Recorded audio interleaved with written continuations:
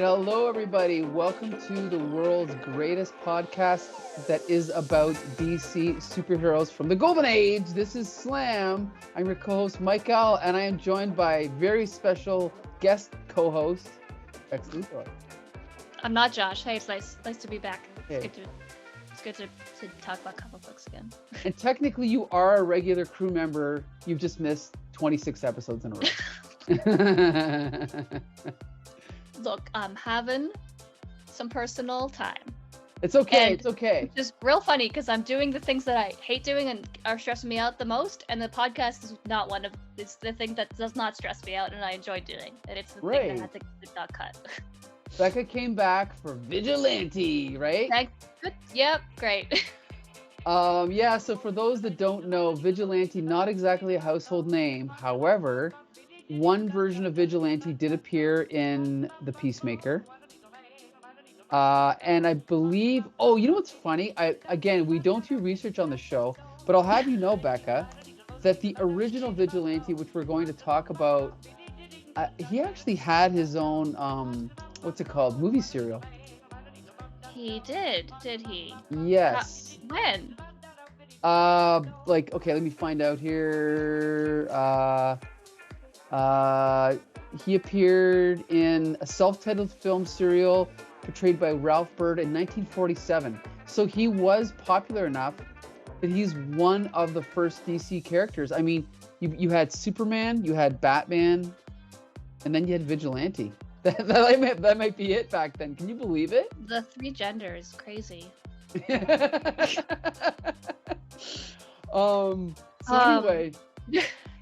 Yeah, good. Good for him. Right. I mean. He was Dick Tracy? That's dope. I know Dick Tracy. Yeah, of course. Yeah, it's pretty interesting. I mean, if we ever do a podcast about serials, we'll be sure to feature him. Good. Well, I'll talk more about your favorite new character. So now we're going to review. Actually, he first appeared in an issue of Action Comics number 42. Excuse me. And he didn't make the cover because Superman's on the cover. But the cover is a nice one of Superman kind of swooping down and about to beat up some bad guys. But he cracked that sucker. Huh? I was going to say, I did read that Superman story as well. Oh, did you? How was it? Don't. Okay. Oh, no. Come on. It wasn't good? It was a Superman story from the 40s/50s, whenever this was written. I like some of those stories, but anyway. You know what? It was charming. I'll say that. It was definitely charming. Okay. Lex Luthor pretends to be an alien. And yeah, that's all I'll say about that. That sounds awesome to me. It's very enticing. There's a city in the sky and the world's greatest minds, which was like a scientist and a capitalist. Uh-huh. Not sure why he was in there, but okay. Yeah. Back then it was a novel idea. You could just be a capitalist, and really that was your title. Yeah. They really thought that was the future. But anyway. But no, we're reading about Cowboy Boy. Yes, Vigilante. So yeah, on page 17 of Action Comics 42, we see this nice semi-splash page of this cowboy shooting people behind his head. This artwork, we should point out, is it's actually pretty cool. It's drawn by, we should find this out here on this podcast. We refuse to do research. So this is art by Mort Meskin, and it's written by Mort Weisinger, two Morts. Mort was a very common name back then. Short for Mortimer? I think so, yeah. But it's actually, I actually really like this art. But basically, yeah, we have this cowboy shooting people up, and we don't really know anything about him. But we cut over, and so we see that this guy who's called a vigilante, he's bringing this guy to justice. The guy goes to the electric chair, and we find out that he's actually faking his death, right? And then he wakes up, and this guy that's helped him out, we find out how they did it and all that stuff. And then we cut over, and we find out that this guy who is the vigilante actually works as a cowboy in a TV show, right? Is it a TV show? Or no, there's no TV back then, so it was movies. Oh, no, sorry, he's a radio star. Yeah, it's like a radio play, but also he's in full costume. Yeah, things were different back then. Good for him. Oh no, sorry, he's posing for publicity pictures. So it's funny because to our 2024 eyes, I mean, his outfit as a radio star is not that much different than the Vigilantes, but I guess there's subtle differences. Like he has brown pants instead of white pants. So what, right? That is the difference. That's it. He still has a blue shirt, and then instead of having the bandana around his face, he just wears it around his neck. That's the only difference. That's his secret identity. Yeah, and I think it's the same shirt, but when he's Vigilante, he just gets more muscle shading. Yeah, I think you're right. Yeah. Which fair. So yeah, so then we cut over to we the classic trope of kind of like the Lois Lane type character. His girlfriend Betty Stewart, he's talking to her, and then he puts on the act of being a kind of meek, and we get the bubble from her. If only he weren't such a phony, I could care a lot more for him, but I'll bet he's never been out of this state. What an odd thing to say, but anyway. So you can't date men who've never even been to a different state. That's what everyone puts on their profile these days. He's never even been to Michigan before. So we cut over. We kind of get like the origin of Vigilante. We find out, how he's a he's a radio star. He's born in Wyoming. So he's a racist, and I'm yeah, he's a racist. Well, yeah. he was from a family of racists. Yeah, probably was. No, it's specifically his father. It says his grandfather killed a bunch of Native Americans. Yeah. And then we see that, like, I love this dog. This will get the thieving sidewinder. Yeah, so he's an. I don't think you're supposed to say that. He's an Indian fighter. That was his profession. They used to get paid to do that back then. Cool. Yeah. So anyway, so then, years later, his father killed by a band of stagecoach bandits. Greg Saunders vows to follow his family tradition and use his heritage to become the vigilante, nemesis of all crime from border to border. And his golden voice and his songs of sage bring him fame as the Prairie Troubadour. So that's his secret identity. He's a radio star, and we see him singing "Home on the Range," and we see his groupies in the sound booth there. Isn't he wonderful? So it's pretty cool. It's an interesting concept, kind of. So anyway, so we cut over to this ball that's going on, and so he comes to the ball dressed as Vigilante. And they're like, oh, cool costume, but he's actually Vigilante. And so then these bandits hold up the people at the ball. And then next thing you know, he turns out, well, he actually is Vigilante. So then he uses his lasso to knock two of them together. And then they kidnap his girlfriend. And then, so this is not old Western times, though. This is in the 1940s, so they have cars. So then he jumps onto the edge of a taxi and says, follow that car. And so the taxi's chasing the other one. He tries to jump over to the car, but then the guy bats him off. And then he's knocked unconscious. He comes around, and then he's captured by the criminal that explains his plan to him about how he about how he faked his death and all that stuff. And then basically Vigilante. So then he leaves him all tied up, and he's going to poison him, right? Yeah, he closes the door to the room, and he starts shooting poison gas into the room. But God. But he made the mistake of leaving a bucket of water in the room. So Idiot. Vigilante, yep, he can just get the ropes wet. He's like, it's lucky Kelly didn't know something every Westerner knows, that rawhide stretches when wet. So he breaks out of his whatever those are called, not shackles, but whatever they are. Whatever, bondage. Yeah, whatever. Yeah, and then he starts busting heads. Right, he starts beating up the bad guys. And we get this cool shot of him climbing up on a like a electrical pole. And what does he use that for? The Vigilante makes his way to the scene of the crime, oblivious to the yawning depths below. Oh, he's just swinging. He's just using it to swing around. I see. Yeah, he's just Spider-Manning around. Basically. So he swings into the bad guys. The bad guys are trying to like rob like a safe. He comes in, uses his lasso. No guns, just a lasso so far, right? Yeah. Yeah. Swings them around and ends up kind of like dangling them on top of the wires of an electrical, like between two poles. A power line. And basically completely risking their lives, right? Because if they If they touch the wrong thing, they'll all be electrocuted. But whatever. It's symmetric poetry. I don't know what the term is, but because he was supposed to be electrocuted at the beginning. Good point. See, very good point. That's Mort Weisinger for you. Very good writer. Anyway, so then at the end, he's like, I guess that's what they call a party line. And now to tell the police to take the fish off the line. And then he turns back into the Prairie Troubadour, and he's got his groupies around him, and they're like, may I have your autograph, Mr. Saunders? He's like, I reckon so. And then his girlfriend is like, just a drugstore cowboy. Why can't he be like the Vigilante? But we readers know that he actually is, right? So DC just did the same thing with all of their characters for a little bit, right? Like they were all just had a secret identity that was meek and mild, and a girlfriend character who liked the strong version of him and not the sad version of him. It seems like a very common trope at this time. Absolutely, yes. So what did you think? So here's the thing. I actually did think the art was very good. Like by Golden Age standards, it was one of the better ones that we've read on this show.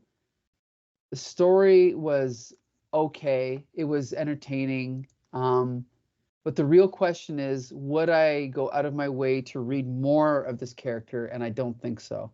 I don't think the concept is interesting enough. And this issue was not interesting enough. What do you think? Well, we're spoiled. It's 2024. We have every superhero you could ever think of. So why would you like just want a cowboy who doesn't even have a horse? Like that's the cool. Like I'm a girl and I like horses. So like if you're gonna be a cowboy, you have to have a horse. Otherwise, not interested. But I know that you have been watching or have finished watching Justice League, the animated series. Unlimited, absolutely. I love it. And Vigilante isn't an episode of that. Yes, he is. Yes. And I'm surprised it was this one and not the new one, right? The other one. Yeah, it is this one because they go to the past, right? I can't exactly remember I can't remember either, but yeah. But I'm pretty sure they like go to the past, and like I think they're all dressed up in like Wild West outfits.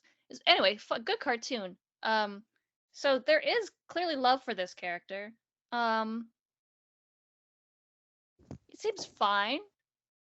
It's hard to judge because these older comics are so like he's the first cowboy superhero, right? What else would he do? I do enjoy that he dressed up as himself for to sneak into a costume party. I really like that superhero trope. It was used by Spider-Man, remember? It was used by Spider-Man. Yeah. That's immediately what I thought was that the Spider-Man TV show where he dresses up as Spider-Man for a costume party, and J. Jonah is also dressed up as Spider-Man. That's right. That's right. Yeah. I like that. That's a good gag. Timeless, one would say. Works every time, I think. Very funny. But yeah, it's fine. I mean, it's like the first Superman story is crazy because he's an alien, right? And he could do anything and all this cool stuff. This is just a guy. And I think he's just a guy. The thing is, I think like we've been finding, like Josh and I, from doing the show, it's funny because you had Superman as an inspiration, but most of the superheroes from the 40s, like the original Atom, what was his power? Nothing. He could punch really hard and he was short. That's it.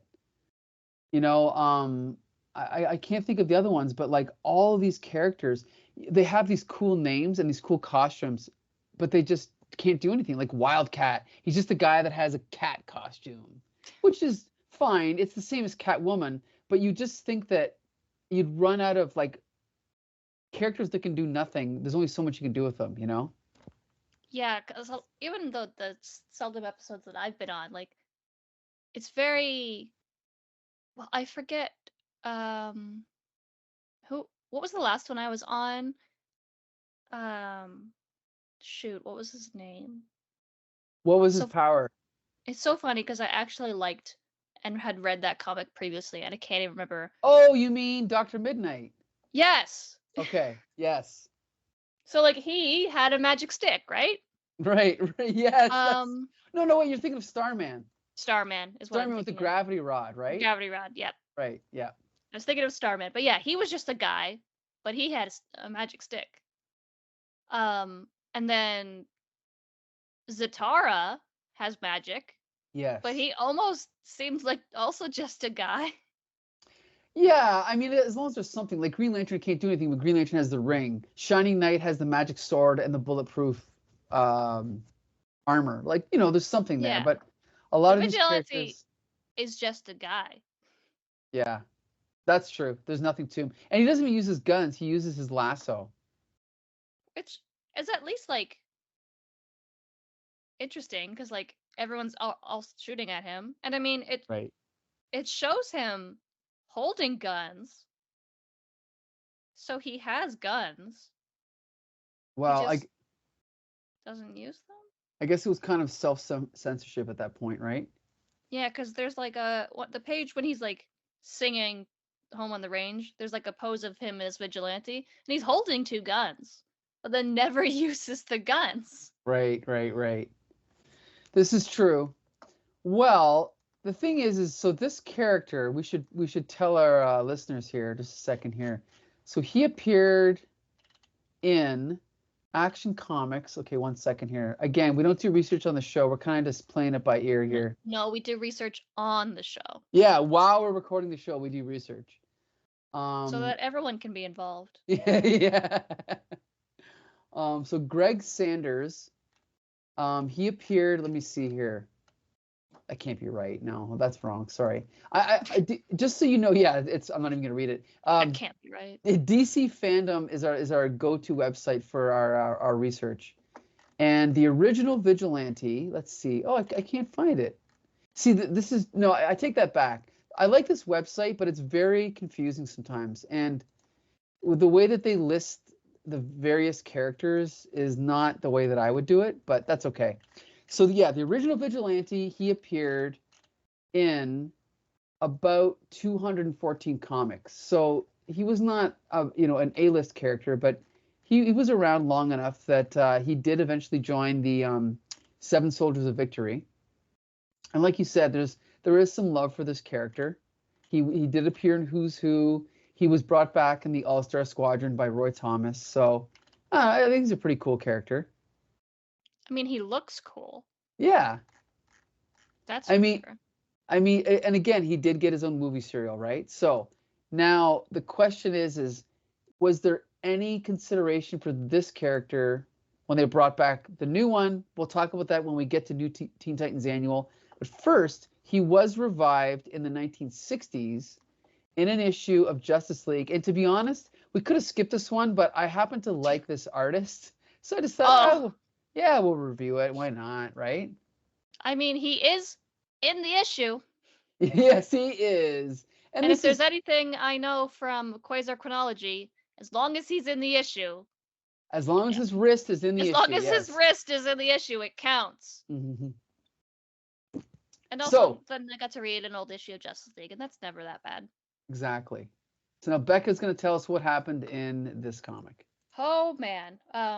Really, actually kind of a cool comic because it is the introduction of the Justice League's spaceship satellite headquarters. Yes. So that was dope. I didn't know that was like in this issue. So we start off in Green Arrow's just doing some of his own vigilante stuff, and he comes across a watchman who is shooting some thugs, it looks like. And Green Arrow's like, oh, it's so dark and foggy, you can't even see anything. So I'll shoot a light arrow. That'll help. But it turns out that this guy didn't need his help at all. He's fantastic. But unfortunately, the lake catches fire. Yes. Don't you hate when that happens? That was known to happen back in the early 70s, yes. Sometimes, you just don't know when it's going to happen. So, Green Arrow's like, oh crap, for some reason I can't solve this one on my own. Better call for backup. So Superman and Green Lantern show up. Superman and Green Lantern are like, wow, I'm so happy I get to solve this small little crime event because I'm so used to world-ending catastrophes. So Superman spins really fast, and gets rid of some of the fire, and then Green Lantern just makes a giant fire extinguisher. Pretty boss, and gets rid of the fire. And then we cut to the Watchman guy, and he's like, "Oh shoot, Justice League, they're leaving. I gotta talk to them." And then Vigilante does not show back up for a little bit. We get the Green Arrow being introduced to the aforementioned Justice League headquarters, where Right. it checks to your like DNA on a microscopic level if you're who you're supposed to be, and sucks you up into space. And I love how on page 8, how they show like it's so far away from the Earth, right? It's like halfway to the moon. It doesn't make any sense, but whatever, that's Yeah, fine. so like, Well, is it a tube? Is it a teleporter? It looks like it's just like a tube, like a Futurama style, just tube going around. But I don't know. I think it's like supposed to be like a Star Trek teleporter, but Yeah. it's just not done the same way. Yeah. So then, Green Arrow is brought to the headquarters, and the rest of the Justice League is there, which includes Hawkman, Atom, Batman, Black Canary, and that's it. Right now? Yes. Yeah, that's it right now. I have no prior context to this, so I don't know what's happening in the Justice League of America currently. No Wonder Woman. Yeah, I think she left because this is when she was just Diana Prince with the white jumpsuit. Oh, and she was being like a super spy, right? Yes. So Okay, she cool, wasn't cool, in the cool. league, yeah. Yeah, because there's two guys with no superpowers. God forbid we have a woman with intense like military training. Right. Can't have that. No. Oh, Google thought I was talking to her. I'm not. So it turns out that the Justice League is making a big charity ball event, a gala.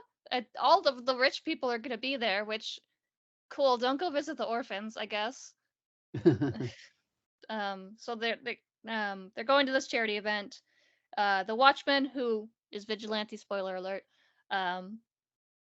gets almost run down by these like weird brown coated guys. And meanwhile, at the special charity benefit, you have Black Canaries being introduced as the newest member, because we have one spot for one woman. Yep. And there she is. Can't have Hawkwoman. She's not allowed. Nope, she's not here. Wonder Woman's not here, but it's Black Canary, so that's fine.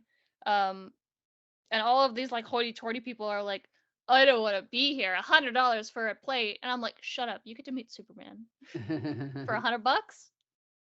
And of course, the gala gets immediately taken over by these goons,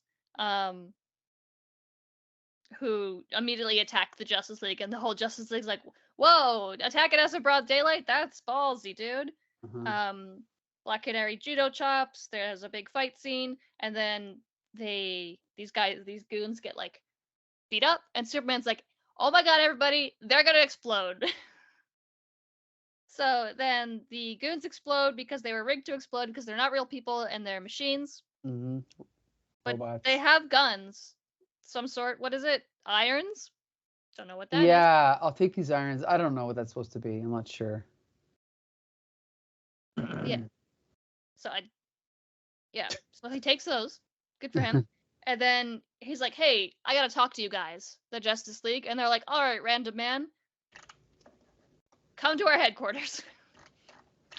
So it turns out this is Vigilante. Oh my god. The Vigilante from Action Comics 42. And he tells them a story about how he's been sleuthing around this plant, or he got hired to be a security guard at this plant, and it turns out that they're polluting the water. Evil stuff here. Can't pollute the water. And it seems like the Atom is the only one who's like, Vigilante, wow, I know who you are. Nobody else knows, nobody else cares. And because he's like, I've often wondered what happened to the Prairie Troubadour. So like, yeah, he remembers him as the radio star, right? Which is what year? What year did this issue come out? So okay, I have to quickly point out this issue came out in 1970, and Vigilante's career started in 42. But when they were writing the story, it was the same character. But later they said, oh, this is actually the Earth 1 Vigilante. and the other one's the Earth 2 Vigilante. Okay. You know. Yeah, I know how it works. Exactly. Great, good for him. I was gonna say he looks fantastic. So they devise a plan on what they're going to do to stop this polluting factory or find out what's behind it. Green Arrow goes to the mayor, who's not there. So he talks to the mayor's aide, who's a dick, and has Green Arrow escorted out. Black Canary, Vigilante, Batman, and Adam team up, and then Superman and Superman and Green Lantern team up because they go to space because there was a signal on a planet somewhere. I think I remember reading. Yes, you mean the fifth planet of the sun, Sirius? Sure, that one. Yeah. So those are the two teams. You've got the investigating the factory, and as soon as they show up, goons start attacking. So very suspicious right off the bat. There's a big fight scene ensues, and then someone from off screen shoots more poison gas. I guess that's Vigilante's weakness. is some sort of gas. And they all fall asleep and then they get caught into a net, which is really funny. Bizarre, yeah. And then what happened to Superman and Green Lantern? Oh yeah, they show up on the planet and it's like dust and like everyone's dead. Right. It's like Green Lantern's like, oh, this planet was hospitable, but everyone's dead. And then that's how this issue ends. Yeah, they're captured and they're about to get lowered into this big pit of chemicals, and that's the end. Who are the Doomsters and what is their terrible scheme? A climax that will startle, surprise, and stun waits in the next greatest issue of the Justice League of America. Ugh. So I should quickly point out this was written by Denny O'Neil, who was just starting to become famous for doing Green Lantern, Green Arrow, and Batman. And he brought supposed realism and relevance to those comics. I am personally not a huge fan of Denny O'Neil. I mean, I do respect that he tried to address the issue of pollution in this issue. That's fine. But I don't think this issue was great. However, I did love seeing the introduction of the satellite. I liked seeing, I'm a sucker, like seeing all these heroes team up is just so cool. I can't get enough of it. And seeing Black Canary be introduced in there. I mean, it's funny because we only read this issue because Vigilante was in it, but it's actually a pretty important kind of random issue, eh? Yeah, it's like a very iconic, important lore issue, and it's ruined with this stupid plot about polluting and these robot goons and Vigilante. Yes. I should also point out this is only Denny O'Neil's second issue. So yeah, I guess he was trying to change things. And, it was 1970s, it was the beginning of a new decade. So it's kind of the beginning of something new. But, okay, so obviously we love the satellite. We love all that stuff. What did you think of the actual story? Do we know who the Doomsters are? I did not do any further research into this. Let me just look this up quickly. Because I googled Doomsters DC and nothing popped up. No, besides... it's funny? Yeah, there's no link. There's no... That's weird. An eBay listing for this comic. That's funny. There's no other history with the Doomsters, but this is considered, as I said, the first appearance of the Earth 1 Vigilante, but it's really the same character. Let's be clear, right? So it's literally the same guy. Yeah. And because we only read one issue of his introduction, it's not like there was any continuity issues. Right. So, yeah. I love a team up, and I hate that they immediately broke up into groups. Yes, that was a trope of this comic, but you're right. I just figure why not just keep them together as a team, right? I mean, I understand two of them had to go to space, I guess. Right. Seems like a real easy way to get your real heavy hitters out of there so that the other ones can get kidnapped for the plot. Yep. Right? Because you're not going to be kidnapping Superman with random gas. That's a good point. I take it back. Heavy hitter, singular. Also, Hal Jordan's there. Well, I also like the fact I got to admit it's cool that this conflict has some characters dealing with like getting tied up in like a sack, and two other characters flying to Sirius. it's just sort of ridiculous, right? Like the way that the story fits together. But whatever, that's cool. Yeah, you're like, oh no, Batman is in a net over boiling acid, and Superman's like, this entire civilization's been destroyed. Yeah, exactly. Women and children turned to dust. Right. Like, some people's problems are bigger than others, I suppose. Mm-hmm. Yeah, because there's like a mysterious hand controlling these people. And I thought for sure I could figure out who it was eventually. No. I guess we'll have to read the next issue, which we're not going to do. So, you know, I got to say, I actually was given almost an entire collection of Justice League from about this issue all the way to the end of like whatever it was, 262. And it was a struggle to get through, to be honest. And I, as I said, I'm not a big fan of Denny O'Neil, but I did really discover that I liked this art here by what's his name? Hold on here, Dick Dillin. I really liked the art. What did you think? Yeah, you know what? I did really. It was very like traditional comic book. The characters are actually all look different. Right. That's always my biggest pet peeve is when all of the men look the same and all the women look the same. And I mean, there's only one woman, so you can't tell. But the men all like Green Lantern looks different than Green Arrow, looks different than Superman. And they all have a very distinctive look about them. Vigilante is drawn. I think the artist really liked Vigilante as a kid, I'm assuming, because he's drawn like very handsome. Yeah, and also he gets a nice hero shot on page 18 when he puts his costume back on. That's a pretty cool shot. When they go to like a prop store so he can put his costume back on. Oh, I didn't realize. Oh, yeah, that's pretty cool. Yeah, they say they go to a local Western goods shop. You know, down the road, your local Western. I mean, maybe they had them back then in 1970, but yeah, it is kind of funny. Now, Black Canary does look a little out of character from what we're used to, I think, eh? What do you think? Yeah, she's a little doe-eyed and a little I'm the girl, teehee, but yeah. She is the girl, teehee, so. So yeah, I mean, again, I'm not going to rush out to read more of these Justice Leagues, but I did like the art enough that I would flip through another issue. And it is the satellite era. So I mean, everyone has a soft spot for this era. So, and it's nice to see Green Arrow in his second costume by Neil Adams. So yeah, no, this is a fantastic costume. Yeah, absolutely. Actually, everyone's costume in this issue is one of my favorites for them. Yeah, I mean, the rest of them are pretty standard, like Superman, Green Lantern, that's their standard costume. Yeah, so. But I love the gray suit Batman. Yeah, the classic one, yeah. Who's the other one that I really, really like? The Atom. The Atom, that's a good one. Yeah, no, they're great. And Hawkman's there, but he disappears. Yeah, he's just not there anymore. That's weird. They forgot about him. Easily forgettable character, Hawkman. He just has giant wings. And his technology built your satellite spaceship, but whatever. So I'm on the DC fandom site, and like there's no link for the Dunsters at all. There's just nothing about them.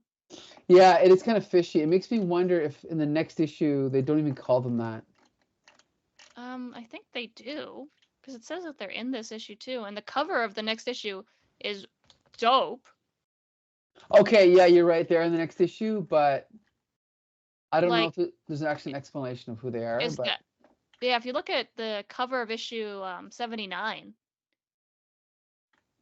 is that him? Is he that Doomster? I don't know. But it looks really cool. But oh yeah, so I think they're aliens, but we'll never know. We never talk about them again, so it doesn't matter. So anyway, sure is a comic book though. Yep. Very historically important one. Hilariously enough. We should point out that just for those people that are keeping track, this Vigilante does come back. Hold on a sec here. Let me just click on it. Hold on. Gregory Saunders. So let's see. He comes back as like an old man. I don't remember where they bring him back, but just a minute here. I'm trying to find it. Where is he? I just saw him. So there's the Vigilante of Earth 1, the Vigilante of Earth 2, there's the Vigilante of the New Earth. Let me go to that one. Maybe that's the one I'm thinking of. Oh, yes. So he comes back as like a middle-aged, rotund, like ex-cowboy type thing. I don't remember what series that was in, but yeah, he was brought back eventually in the 90s, even at the same time as the other Vigilante was around. So, yeah. But Yeah, anyway, 'cause there's a long list of people who have been vigilante. this is true, yeah. But we are here to talk about Vigilante 2, who is now featured in the Peacemaker TV show as one of my favorite characters. You've watched Peacemaker, right? Nope. Oh, it is so good, honestly. It's on the one streaming service I don't have, and I feel bad pirating things that I think deserve my money. So. Okay, it does deserve your money. It deserves Yeah, all but our I money. watched The Flash a lot. The TV show? No, the movie. I pirated The Flash. That's what I'm trying to say. Okay. I'm trying to say I did not give The Flash any of my money. Wait a minute. Have you seen Aquaman yet? No, I haven't bothered. All right. Anyway, I'm sorry I'm behind. It didn't seem important to a dying franchise. It's the last one, but anyway. Was it good? No. It was equally as good as the last one. No better, no worse, so. Hooray. Yeah. So now we're going to talk about Vigilante 2, Adrian Chase, who first appeared in New Teen Titans Annual number 2, or as Becca read, Annual number 1. But that's my fault because I sent you the wrong link. Yeah, so got to the very end of Annual 1. I was like, the Vigilante wasn't in that one. So I thought maybe you sent me another one of those, it's just his wrist. And then I realized the link was incorrect, but the title description was correct. So then I read Annual number 2. Teen Titans Annual number 1, fantastic, actually. So good. So if you read that, if you're gonna start getting into the new Teen Titans, like that run. Sure. So good. So great.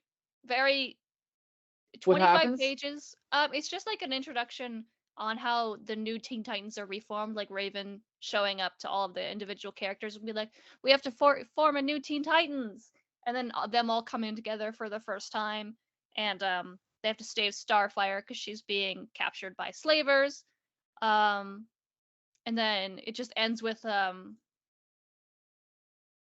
Raven going to Azarath and them shunning her because I'm pretty sure her father's coming. I'm assuming that that's what's going on. Her father being Trigon, the big devil demon guy. So I think she's summoning the new Teen Titans to help fight her dad. Okay, so which, girl, I get it. Okay, you know what's funny, Becca? I hate to say this. That was not even New Teen Titans Annual number 1. That was just New Teen Titans number 1. That's why they were introducing the characters. So I sent the wrong number and the wrong series. I'm sorry. So yeah. So Teen Titans issue number 1, then not the annual, just the issue number 1. Fantastic. Awesome. Yes. So good. Classic. I would continue reading. Mm-hmm. And I did, I guess, because then I read Annual number 2, and boy, it did its shift. Not as good. Same creators, Marv Wolfman and George Pérez. But yeah, why don't we talk about what happened in this one? What did happen? The cover, not as good. Unfortunately. Yeah, a lot's happened to the Teen Titans since issue 1. It looks like 2 whole years worth of things. Because Tara's on the team now, and I was so lost. I was like, what's going on? Who is this? And then I realized it was Tara. Mm-hmm. Yeah, this is in the middle of, I guess, the Judas contract storyline. Fun. I love political dramas in my comic books. So yeah, so this issue starts off with an ambulance ride, and it turns out that the district attorney, is that who Adrian Chase is? I think so, yeah. The district attorney and his family have been shot by mobsters and were rushed to the hospital, and also Robin's there. Uh-huh. Because I guess they were working on a case together when it happened. the amount of just not secretive the Teen Titans are in this issue, they just already show up to the press. I know the way that Robin is portrayed in this story is it's pushing the boundaries of believability because he's in a costume, but he's walking around in broad daylight and he's working kind of under the in the within the confines of the law. It doesn't really make sense, eh? Yeah, and someone files a restraining order later in the comic against Robin, not Dick Grayson. I know, and he's in court. It's ridiculous. And he's in court in costume, and they're like, you can't come near me. I have a restraining order. Yeah. And I'm like, he's a literal, not a real cop. I know. He's a vigilante. I know. That's what I mean. And you know what? I'm sorry. I blame Marv Wolfman. He tried to make, Marv Wolfman created Nightwing, and I think he just tried to make everything a little too close to reality. And when you get too close, it doesn't work. It doesn't work for me. It's better to just treat them it's almost like the Adam West Batman. At this point, I'd rather watch that than read this, but whatever. But anyway, let's get back to this issue. Yeah. Anyway, so the press is all there. They're all pestering Robin. They're like, "Oh my God, what happened?" And he has no comment, obviously. Except he does say that. What does he say? Listen, Adrian Chase is a dedicated man who got tired of seeing every creep with a buck beat the legal system. So he has an agenda, clearly. This issue has a really funny gag that it goes back to constantly, and by really funny I mean awful and annoying. It's not funny. You mean the fake ads? Yeah. Yep, because it's just told in news clips, and I'm like, I would just like to read the story, please. Mm-hmm. But they keep saying, and it's horrible news things oh, this woman and her child were shot. And this was brought to you by, it's like a YouTuber doing a apology video, and they're like, this apology video was sponsored. Well, here's an example. Shadow Legends. Here's one right here. We'll have a live report right after this message from Fish and Stick, the new sushi flavored peanut butter. Disgusting. Yeah, and all of them are like that. They're outrageous, but they're not funny.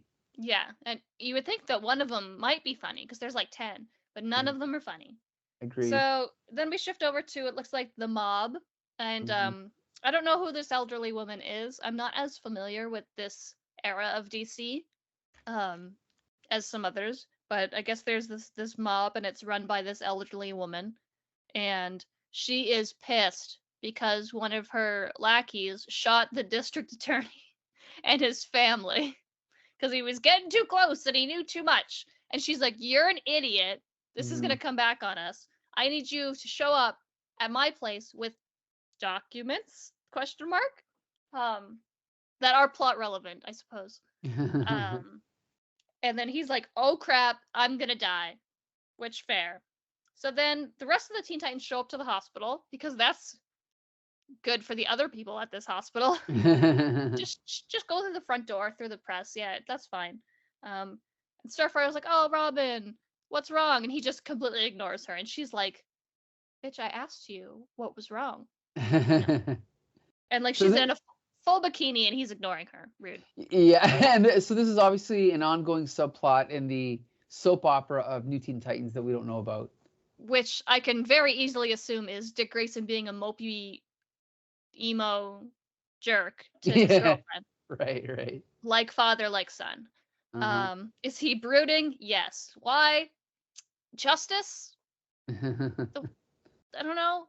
It's not really got into too much detail here. It's already happening.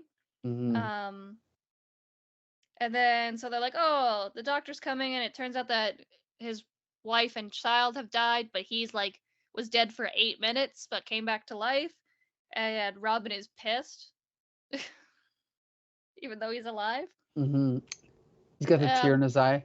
I know, one single tear. You can't cry too much because you're a man, but you have to shed one just to show emotion slightly.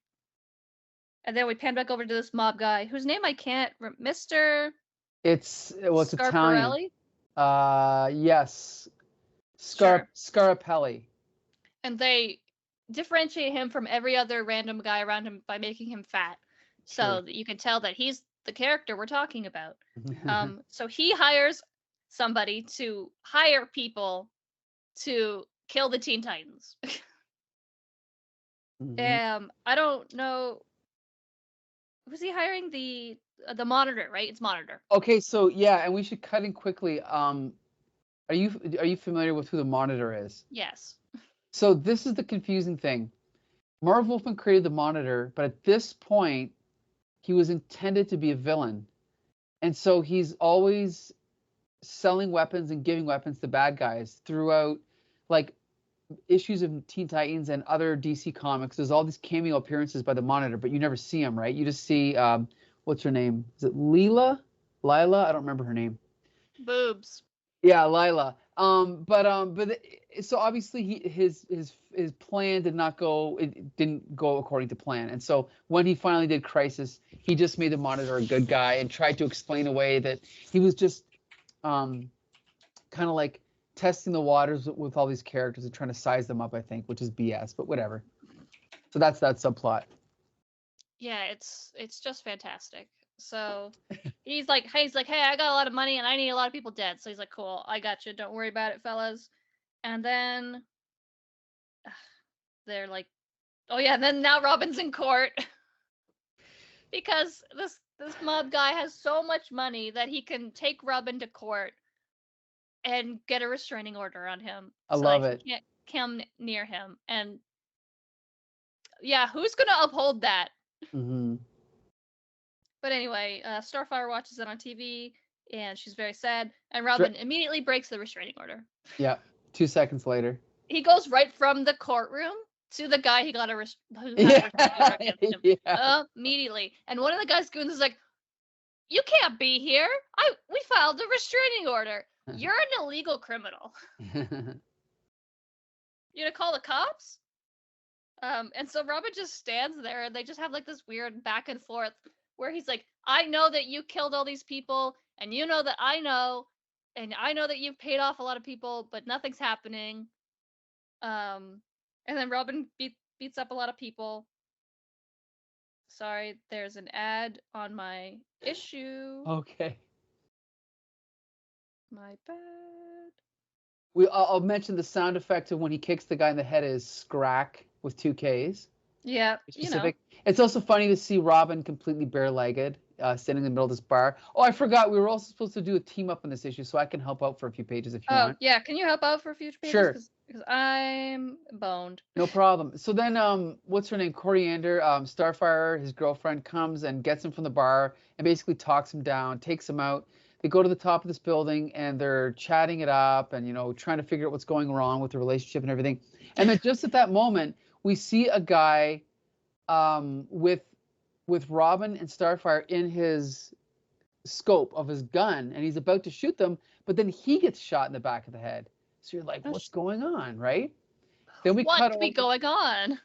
So then we cut over and we see now who is this redhead guy? I'm not sure. That's the guy who was going to shoot Robin and Starfire. But I thought he was just shot in the back of the head. He was. So somebody drops off his corpse. Oh, I see. There's blood coming in the back of his head. Gotcha. Okay. So he's because then they say he's dead as Dillinger. So they drop him off to the boss, Scarpelli, and then we cut back to Teen Titans Tower and okay, it started to lose me a little bit here, but basically Robin, he started to become obsessed with this mission, and the rest of the Titans are not willing to go along with him unless they can prove that there's a good reason to go outside the law to chase this guy down. So they all agree to give him a chance to do things, but they have to do things legally, right? They're vigilantes. Hey, I know. That's what I mean. It's like you can't get too realistic, or it just the whole thing falls apart. I know. When the guy's bare-legged in a bar, the whole thing falls apart, right? Well, like Donna Tartt's like, we can't do anything illegal. I'm like, you will kick that guy in the face. Yeah, you can't exactly. Just do that. I know. And then we cut over to Elsewhere, and we see Raven, who's kind of like the mystical character of the group. She's in another dimension. She's in Azarath. Yeah, I like Titans, but I'm not completely familiar with the lore. So yeah, I don't really know much about this. But I am more familiar with Raven as a character and her backstory than I am with the Titans of this era. Okay. Because I know like this is her trying to like she's from Azarath, and like these people raised her because like her mother is a human and her father is Trigon, the devil, demon man. So they were like tried to raise her to so that she wouldn't be like the vessel for him to come out, but she could tell that he's coming, so she goes to them for help, and they're like, "Nah, get out. We don't want you in here. You're gonna bring that devil in here." So she's like, looks like she's being just she's been like vetoed out of there. Right. And I think Kid Flash even mentions they're like, "Oh, what about Raven? What should we call her?" And he's like, "I don't even know where she is." You know, she's like struggling with something. Right. F her, right? So much drama. So then we cut over to like these quickly cross-cut scenes of like Cyborg taking out some guys, Wonder Girl taking out some bad guys, of Kid Flash taking out some bad guys, and this is all part of the greater mission of them trying to figure out what's going on with Scarapelli. Terra and Cyborg are teamed up, Beast Boy and Wonder Girl, and then Kid Flash and what's her name, Starfire. And you know, this is all like pissing off Scarapelli, right? And so then we cut over and we see Wonder Girl talking to Robin, and he's still not sure what the connection is, right, between Scarapelli and all this other stuff. Yeah, because she's confronting him. She's like, "Hey, I know what you're having us do. I know you're having us just destroy this guy's work so that he is more nervous, and you know that there's not actually any evidence of his wrongdoings at this place." So she's like, "I'm not going to be a part of you playing these games anymore." Right. Because he's become so obsessed with this man that he's just like that. Robin has become so obsessed with this man that he is just using his friends to destroy this man's livelihood. Right. And so then we actually cut back over to a brief scene with the monitor satellite. And now we're introduced to a whole bunch of new characters, right? We're introduced to the Scorcher, who is like chasing down this guy in like an alley and like burning him. We cut back over to the monitor satellite, and he's like, "Scorcher, your last payment was late. Remember, I don't run this job referral service." So basically, the monitor is recruiting all these bad guys. Then we cut over to like this Mr. T lookalike, and what's his name? The Spear. The Spear. And then we see this this guy with a bazooka, and his name is, I think it's Bazooka. Bazooka. You know what? It is Bazooka. They didn't get very creative with these names, eh? And he chews Bazooka Joe Gum, and he shoots Bazooka, and he is Bazooka. Ooh, not very creative there. Okay. Well, this is the only issue he's ever been in. Really? Okay. So then we have a woman, a black woman, who just murdered a president in I think this is a fictional South American city, a country called San Marco, and she's being recruited. What's her name? She is Slasher. Right. I forgot. How could I forget? These are like the names of like the dodgeball team in the movie Dodgeball. You know, Blade, Laser, Blazer. Exactly. Yeah. So you got Scorcher, Bazooka, Slasher, Spear. And Spear, yes. And now we're introduced to kind of like this, I don't know if he's a cyborg or a robot, but he's a person in like a robot suit, but he runs on like treadmills, like a tank. And do you know what his name is? No, what is it? Tanker. These are all made for toys. Like they were so hoping DC would license these as toys, right? I don't think so, because they all die. Spoiler alert. Okay, maybe not. Like in this issue, right? Yeah. Not all of them. Somebody survives. Okay, so this girl, I actually like her costume. This is actually a cool character. Yes, she comes back, right? This is Cheshire. Yeah, she's actually like a legitimate character. Yes, I don't think. Yeah, is she part of this group, or this is not her first appearance, is it? I don't know if it's her first appearance. Oh, maybe it is. Maybe it is her first appearance. But she. It is. Wow. Yeah, no, but she ends up becoming like a fully fleshed out character, and like I think she has a relationship with Red Arrow at some point. Like she's like sometimes good, sometimes not. Very interesting. I do remember her having a prominent appearance in the Teen Titans cartoon growing up as well. Okay. That's cool. So, good for her. Yeah, very cool costume. Yeah, so she got an actual name and a costume. Her name's Cheshire, and it seems like she has like luck powers or whatever, right? I don't actually think she does. I think she just is lucky. But but anyway, she's like has a real name. Her name isn't just Lady. Right. This woman's name is Slasher because she stabs people. Like, okay, cool. Yeah. But then, so after her introduction, all the Teen Titans are at a warehouse, and they are getting attacked by our not Sinister Six. How come every time I go to do things, then my phone just starts glitching out like crazy? That's so nice of it. Have you tried just looking at the images I send, or is that too difficult? Is that like more cumbersome? You didn't send images for this one. Oh, see, I only sent them to Josh because I didn't think you were using them. But would you rather me send those? Probably. Okay, I will. I will. Okay. It doesn't really matter. Okay, I could have easily just forwarded them to you. No, it's fine. Okay. I got it. So yeah, so then all of these guys start attacking the Titans in this warehouse where they're sorry. There it is. Oh yeah. Set off a big explosion. The Scorcher sets off a big explosion. Everyone goes flying. Everyone's immediately damaged by these not super powered people. I don't think a single one of these. Right. They just have like guns. even Cheshire only has like poison fingernails, I think, right? Yeah, it's like, and then Bazooka just has a bazooka. Mm. So they all start like getting paired off, and like everyone's fighting somebody. Like the Starfire is fighting Cheshire. Beast Boy is fighting Slasher. Cyborg fights Bazooka. Donna Troy fights Tanker. And you know what? Some of the fights are pretty cool. I'm not gonna lie.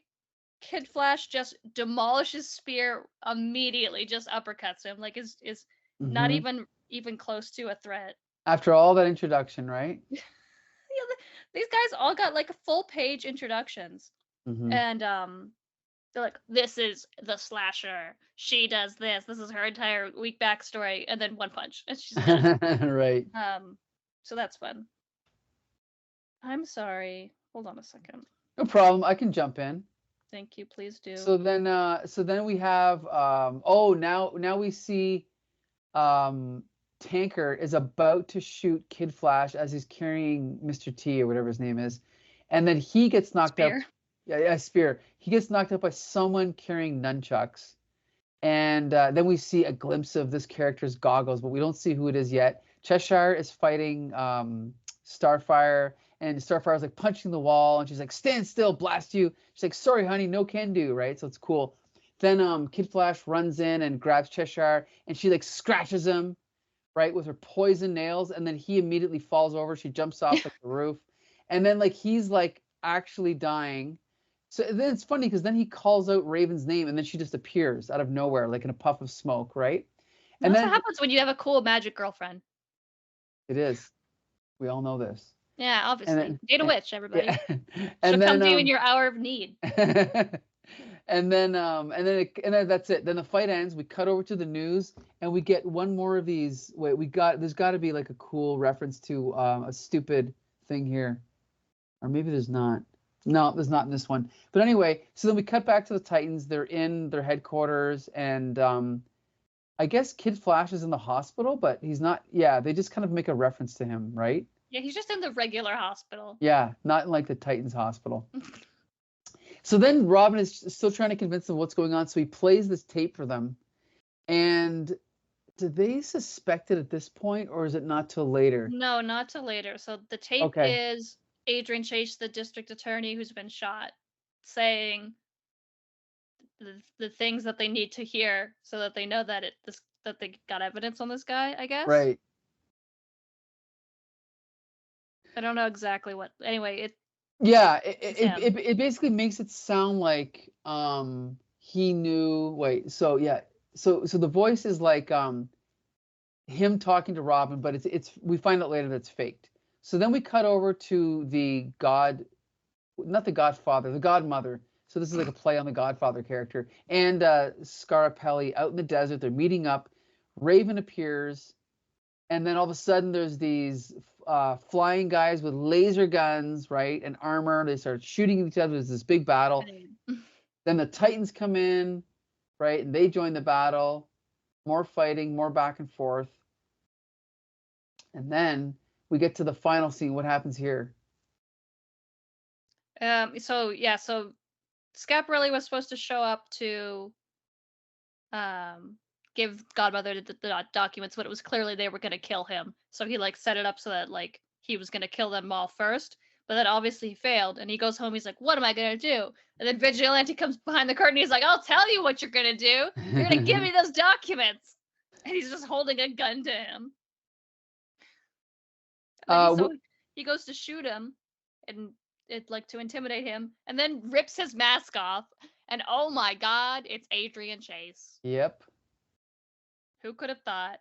And then he's like, "And no one's here to stop me from shooting you." And then Robin's like, "I'm here to stop you from shooting him." And he's like, "Oh, Robin, how did you know? It was me." And he's like, "Well, you sent me a really suspicious tape. It was obviously faked. Saying, yeah, you wanted me to think you recorded it before, but you recorded it after." And then what happens is Vigilante shoots. No, Scaparelli shoots Robin, and he goes down. And then Vigilante kills Scaparelli, and then calls an ambulance for Robin, and then jets out of there. And then Robin's in the hospital.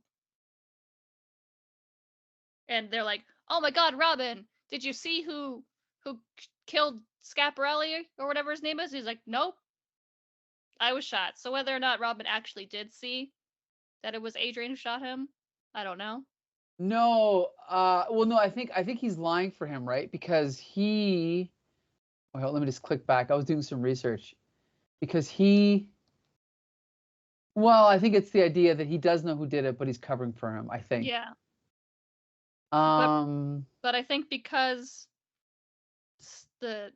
Robin had been shot as well, he's getting away with it, right? He's like, "Oh, right. I don't know. I was unconscious. I don't know who did it. It couldn't have been the ex-district attorney who's in a coma." And then so it ends on like all these newscasts, like these little TV panels. But we do get at least one more fake ad. Do we have to read one of these? There's got to be one in here, right? I don't think so. No? Darn it. Okay. Well, anyway, they're in there somewhere. So yeah. Okay, first let's just talk about the art. George Pérez, I love George Pérez. This issue was inked by not George Pérez. It was inked by, where is it? Jeez, I just had the credits open. I got to go back again. Sorry, guys. It was inked by Pablo. Oh, geez. Pablo Marco? Yeah. And okay, here's the thing. The art is fine. Oh, by the way, it was co-penciled by Pablo Marco. I didn't realize that. The art is fine, but when you know how good George Pérez looked when he inks himself, this is disappointing. Yeah. Like George Pérez inking himself on Crisis and other issues is just incredible. And this is fine. This is okay, but it's not as good as pure George Pérez, right? No, for sure. Like when I was reading the other Teen Titans issues accidentally, the art is, you could definitely tell the difference. Yeah. Not to say that this is bad. No, it's not bad at all. It's just not. No, it's just not as good. Right. The writing, it's fine. It's if you're talking about a 1980s superhero comic, this is kind of state of the art. Like the writing is very standard for the time. I think my problem with Marv Wolfman is that, the way the relationships between the characters is very like, hey, I grew up on Stan Lee and I'm just going to copy all his tricks. Like the way that Cyborg and what's his name? Changeling, Beast Boy. Don't call me Beast Boy. It's Changeling now. The way that they argue is just, it's never funny. It's trying to be The Thing and Johnny Storm. It's never funny to me. Like all the nicknames like Salad Head and whatever they call each other. I never liked any of that stuff. And there's like a naivete to George Perez's art, but like it's weird because again, it's pushing that border of realism where Starfire is drawn realistically. She's drawn very scantily clad. She's wearing like just a t-shirt at one point, but then her hair, it's like so outrageously huge that it just looks like she looks like a character in a kid's cartoon, So it's this weird a fine line between like superhero fun and I don't know, it's like violating the aesthetic distance, I find. I don't know. I mean, this whole era is like that though, so I guess you either take it or leave it. Yeah, that's oftentimes my problem with how people draw Starfire is they draw her very hypersexualized in the body, and then her like head and face is very infantile. Yes. Like good point. The big like doll hair, and then the very sexy woman body, and I'm like, I don't really like that. Meanwhile, you have Donna Troy right there, sexy woman. Right. Doesn't have a weird doll face. Yeah, that's a good point. But that is a product of the time, and unfortunately, there's 2 girls on this team, so I'm not allowed to complain. Actually, 3, Tara. Oh shit, yeah, but she's working for Deathstroke. Mm-hmm. So she's not actually on the team, as she's constantly reminding you, the reader. She's like, don't forget, I'm not actually friends with these people. I'm just trying to find out their secret identities, which, how do you not know at this point? Yeah, it is kind of funny, eh? But I do like Tara. Yeah, I love her costume. I gotta say, I love her costume. Oh, wait a minute, there's 4 girls. We forgot Raven. Oh, yeah. So, yeah. Man, I need to shut up. I'm not allowed to say anything. This team, what a diverse team. Mm-hmm. And that's the thing is I've definitely read scattered issues of this run, but never the whole thing. But it's one of those ones I'm probably going to go back to eventually. But, it is what it is. I do love Teen Titans. I have a big problem when a lot of it is kind of the melodrama, like mopey, like, Starfire, you just don't understand how hard it is to be a man. Right. Raised by a bat. Right. And then she's like, I don't just talk to me. Like, we're on the same superhero team. I'm literally an alien. I'm sure we can figure it out. And then they didn't ever like eventually figure it out. But yeah, I guess there needs to be some sort of inter-team drama to keep things interesting. But I will say the annual that I read, much better. Or the issue number 1 that I read. Issue number 1, yes, definitely. Issue number 1, fantastic. So the question is, are you interested in reading more Vigilante stories, Adrian Chase stories? No. Okay. So I mean, here's the thing. Maybe if I was reading Teen Titans up to this point and had it sounds like there was a lot to do with this character prior. At least I hope so. I hope this wasn't just like them introducing Robin's friend Adrian, but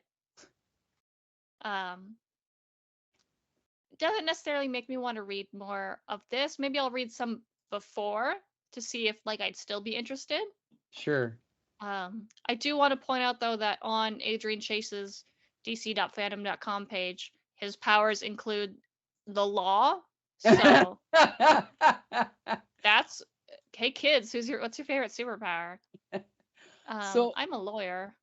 I also got to point out, I didn't realize that he actually dies. He dies in 1988. I thought he was around like much longer. Oh, this version of him just like actually dies? Yeah, unless there's another Adrian Chase or does someone else? Oh, I think a girl becomes Vigilante, right? Yeah, she's like a Gotham City cop, right? Okay. And she's working with she's working with Deathstroke. Okay.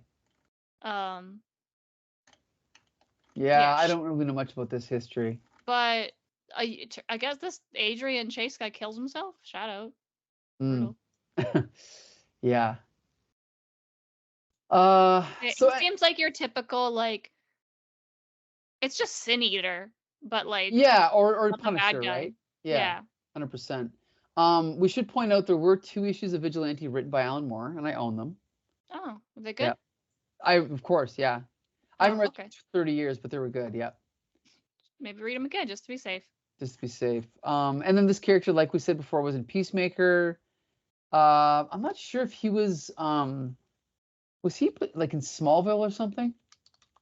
He was an Arrow, I believe. Yeah. That's right. He was an Arrow. But he just like is in like a paintball mask. Okay.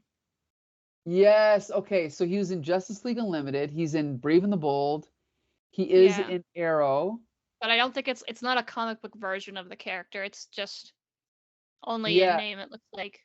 So it's a character named Vincent Sobel. Okay, now, a few minutes ago, I asked if there was other vigilantes. Well, there are.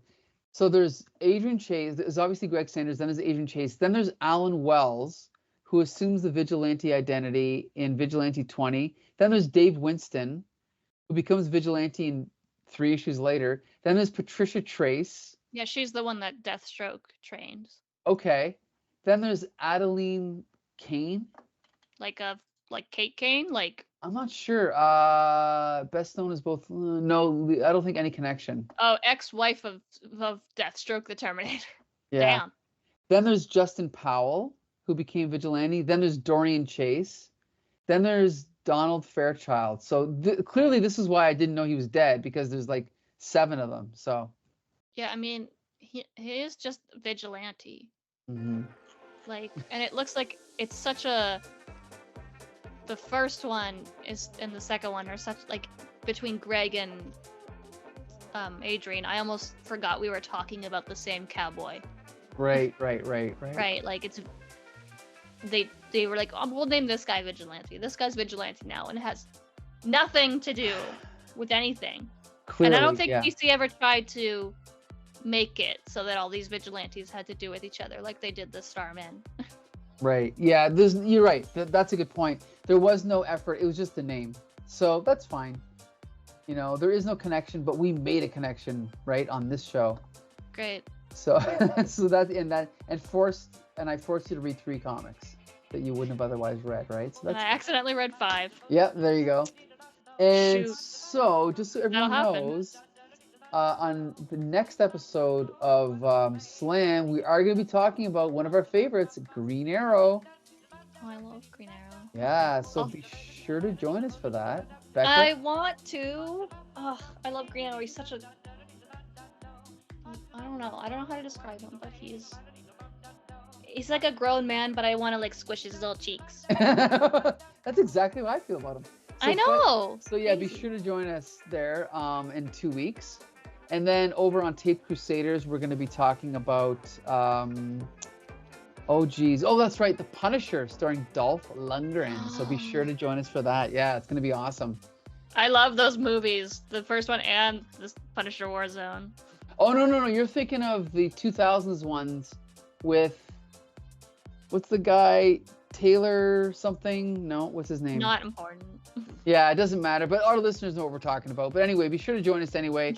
And Josh is not here, so I'm going to say listen to every episode of Slam on our website, comicbooksyndicate.com, also available on YouTube. And we keep saying it's available on Spotify, but it's not, because we haven't figured out how to get it there. But anyway, maybe you can help us with that with your IT knowledge. But anyway, we'll talk about that soon. Anyway. You just have to give Spotify money. Yeah, something like that. Anyway, okay, see you guys next time. Keep those comments coming. We're really enjoying it, and keep that comics conversation going. Bye. Bye.